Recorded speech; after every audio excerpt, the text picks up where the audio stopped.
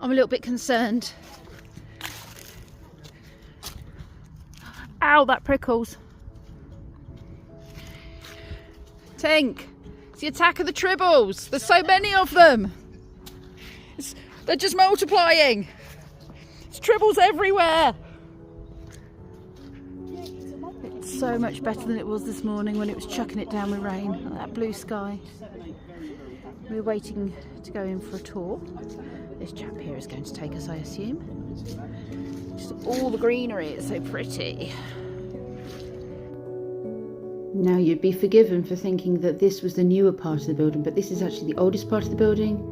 And that stone one there was made to look like a really old part of a French monastery or French church. It's not actually that old.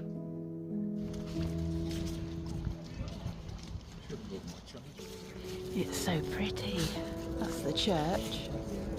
I'm glad we got a blue sky.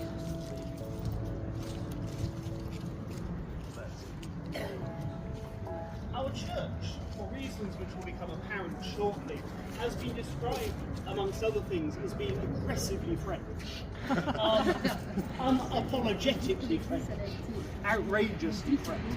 I draw your attention in particular to the gargoyles, copied straight from Notre Dame to Paris, and also from the white forked stone section of the front, which is modelled on the church at Fontainebleau, which the Napoleons would have known well.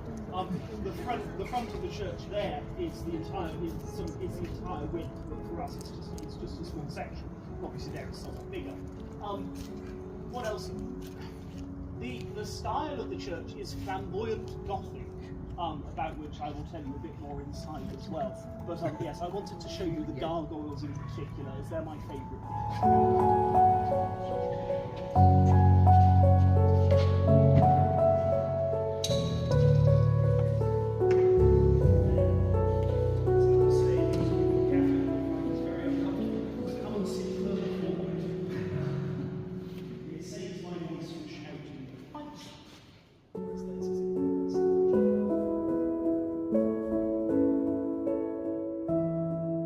I think those windows look like the bottoms of wine bottles. So it must have been a lot of wine bottles drunk to make these windows.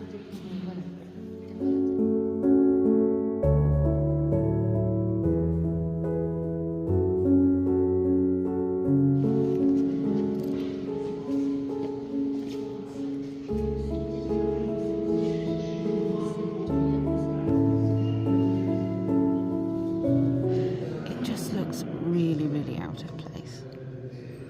Like they shouldn't really be on their heads. It's like, oh, do you know what? There's always a Christmas decoration left over, isn't there? Forgot to take it down.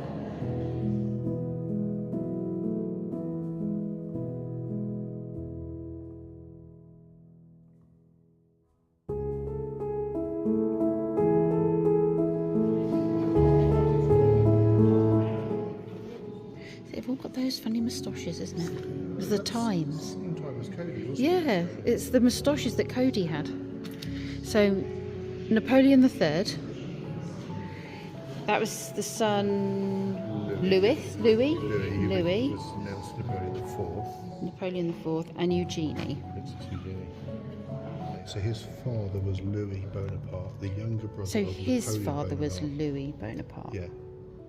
So his father was Louis Bonaparte, who was Napoleon Bonaparte's brother. So his uncle was Napoleon Bonaparte. Right.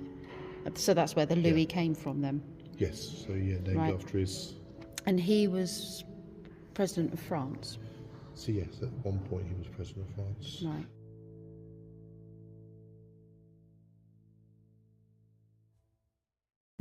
And died in Chislehurst. Did it say Chislehurst? Because they came from Chislehurst. Well, obviously didn't originally come from Chislehurst, but.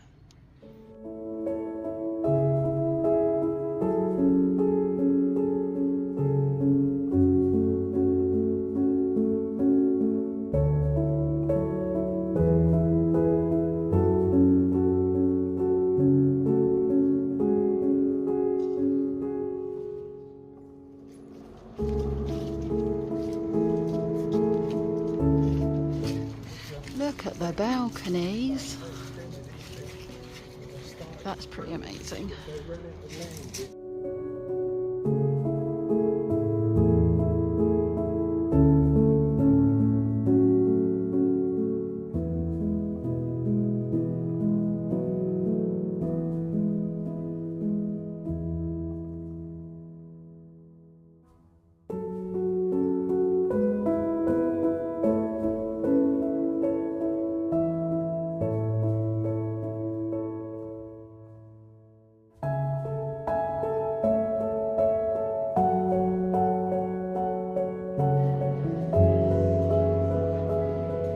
This is the crypt where they are all buried. That's Eugenie's crypt.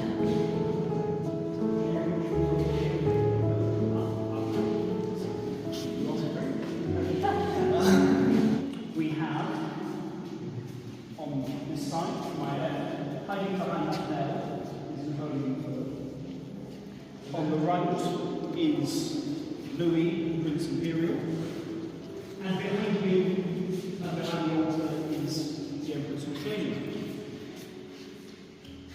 You ask, what's the Empress doing up there? Well, she was never going to go up there. We think she had planned to go into that little chapel over there. But the monks felt, because she really is our foundress, she deserved a position of prominence up there. So this arch, before she went in, was slightly differently configured. The cross and that wall right in front of it. So that was pushed back to allow her to go in. Of course, she went into the crypt some years after these two. These two went in the 1880s, and she went in the 1920s. Whereas if Napoleon got up there, it would be asymmetrical. So, we are in a Romanesque crypt underneath the Gothic church. Why yet another architectural style, you might be wondering? Well, I'll tell you. Napoleon III, being a king of France, was supposed to be buried in the crypt of Saint-Denis in Paris, as all, most kings of France are. And Viollet-le-Duc, when he did some restoration work on that church, sort of reconfigured things and allowed for Napoleon to go there. Obviously this was not to be, and so he lies over there. But as an homage to Saint-Denis, it was decided by the Empress that the crypt should be a Romanesque style. And for me personally, it is my favourite part of this church. I think there's so much down here which is so beautiful. The floor especially is absolutely spectacular. And once the work was finally finished and we finally had a chance to clean it and polish it up, it will be even more spectacular. But it is a thing of really sort of rather wonderful.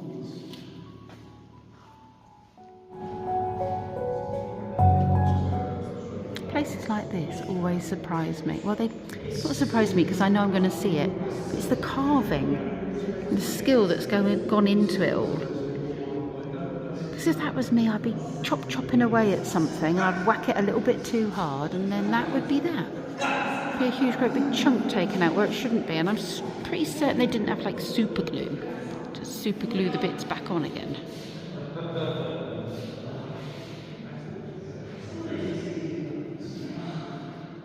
It's so detailed.